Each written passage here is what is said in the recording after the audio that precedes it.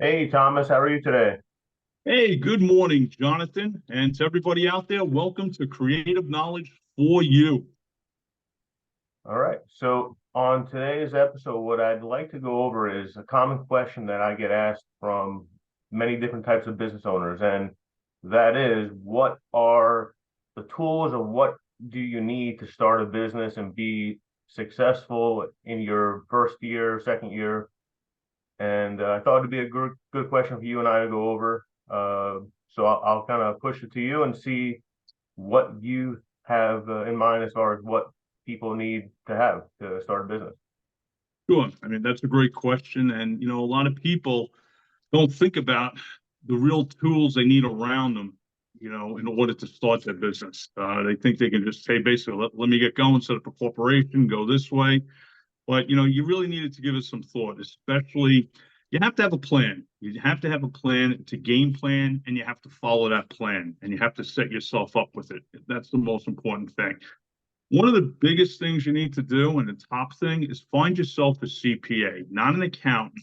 And a lot of people, make a mistake. And it's kind of funny this question comes because I just had a seminar where I had a few clients, actually six of them fly in from different industries. And we sat down for 2 solid days in a group. And, I was helping them restructure their businesses after getting to know what they want to do, et cetera. And, some people say, hey, I got a cousin who's an accountant, and I got an uncle. I'm going to say this, and this is from experience. And it's seeing the experience I'm talking about. I have seen so many clients that had businesses that they had friends and they had relatives being their CPAs or their accountants. Do not do that. And the reason why you're better off, as my grandfather said to me when I used to go to Ireland when I was a kid, and it always stuck with me. I was about 12 or 13 years old when I was working on the farm there. And he said, listen, the least someone knows about you, the better off you are. The more someone knows about you, the worse off you are. Meaning, know your business. I'm pretty much to myself. So I would find a good CPA. You're going to have to pay a few extra dollars for it, but guess what? They're going to save you a lot of money. And the reason why I say that is because they're going to get to know you. And anytime you're picking a CPA, or any individual that I'm going to mention right now as part of these, and I call them the four horsemen. It's kind of biblical, taking it from Revelations, but these four horsemen are going to be part of your business, when you start and when you grow. And this is what you need to know. So that CPA, you want to sit down and interview them. You want to let them get to know you. What are your behaviors? And you want to know the IRS rules and everything else because that's their job, not your job, and you never want to screw with the IRS. So whatever you make, even if you made cash on the sidelines, report it. Don't be foolish. If you have a paper trail business 100%, hey, listen, you're being honest. There are some businesses out there, like I see some contractors, hey, listen, they may collect like 50, 100 grand on the sidelines and they don't report it. That is stupidity. You can go to prison for that. All right. Um, probably the, simplest corporation you want to open where it's going to be beneficial to you. It's going to be an S corp, and the CPA will explain that to you. Some people want to jump in. Hey, I'm going to be a big company. I want to be a C corp. You can always switch from being an S corp corporation to a C corporation. Start off smart.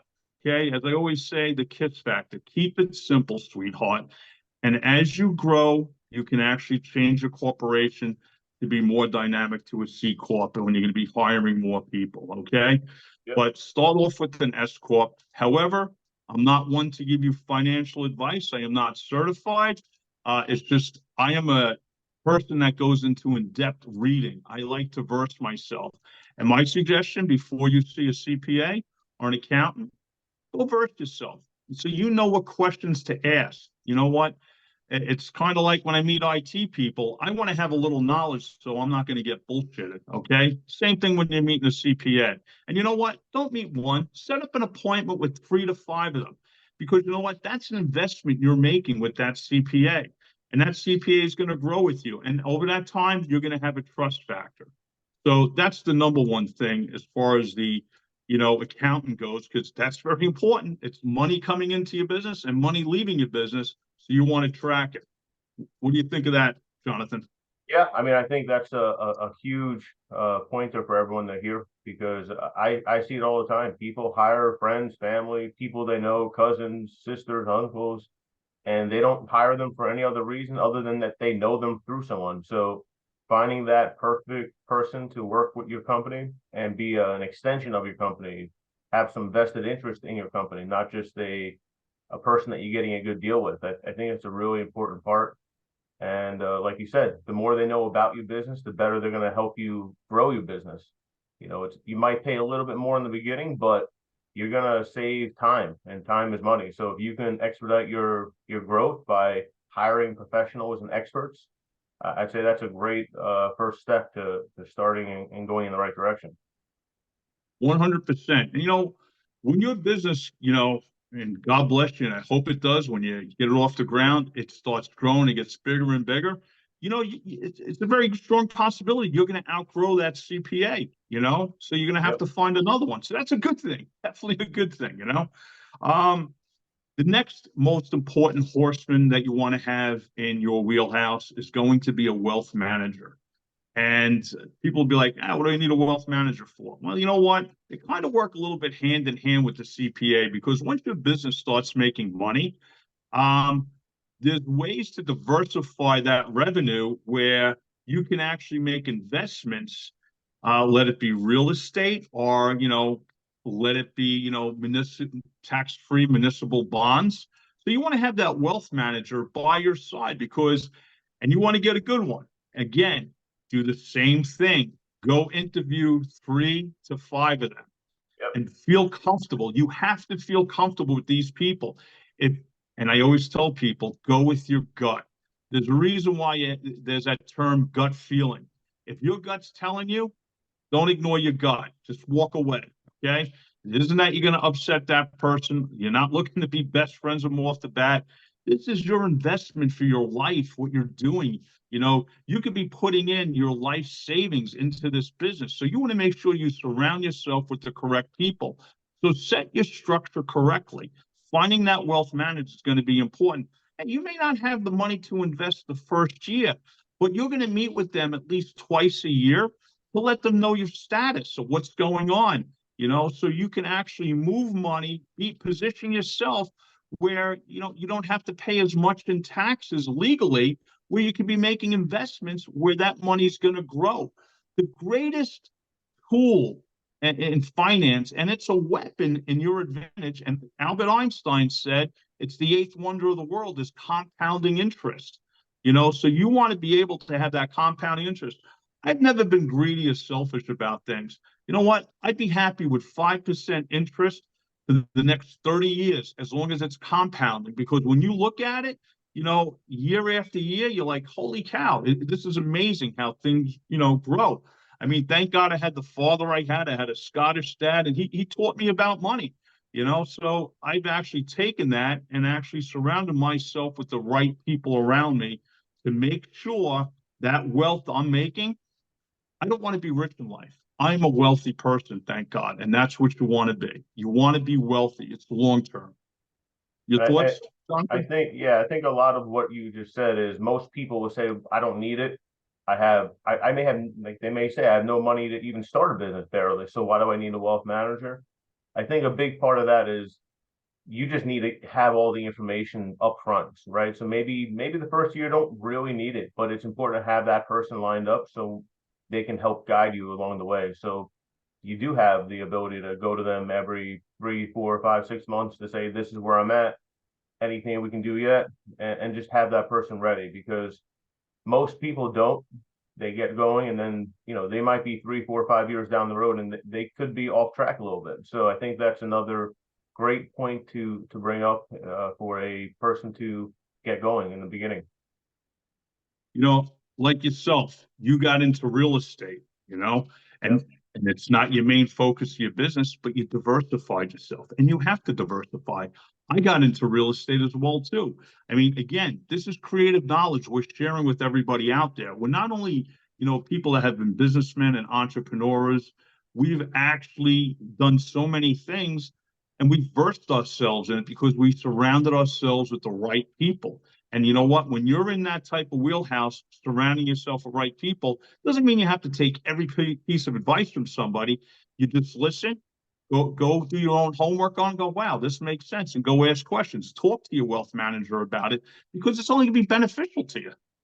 I think it's important to note that we're not expert financial planners, we're not expert accountants or CPAs, but we are successful business people, thank God. And we've learned this through the years of failing on certain things and righting the wrong. So it's important that if we can give you the information so you can do your own homework and you can potentially boost yourself a little quicker, that's all we're trying to do here, and to give you that information.